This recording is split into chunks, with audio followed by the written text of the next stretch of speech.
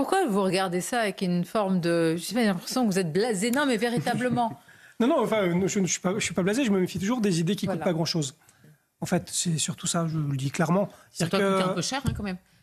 Déjà, ça va coûter un peu cher, pas tant que ça, parce que si on veut vraiment faire la guerre contre les stupéfiants, il faut qu'on y mette réellement des moyens. Le problème du parquet national, j'entends l'idée, hein, ça peut rassurer. On va se dire enfin, on va avoir une instance au niveau national qui va avoir un regard sur les stupéfiants. Si ça fonctionne comme sur le parquet national antiterroriste, ils se déplacent quand il y a un soupçon de terroriste et ils décident ou pas de prendre l'affaire s'ils estiment qu'il y a des éléments qui ressemblent à du terrorisme.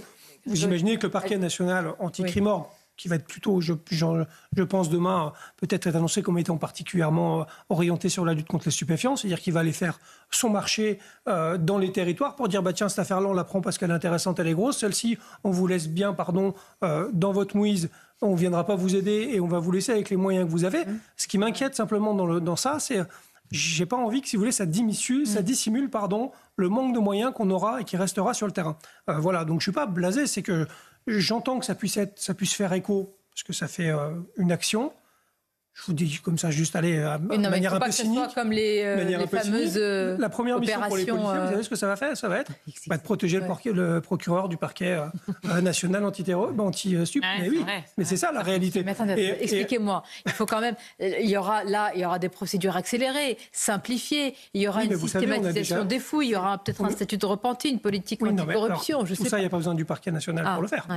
Il y a de toute façon plein de choses déjà à faire. Et je le dis, si au niveau du terrain, on n'a déjà pas les moyens pour lutter contre les stupéfiants.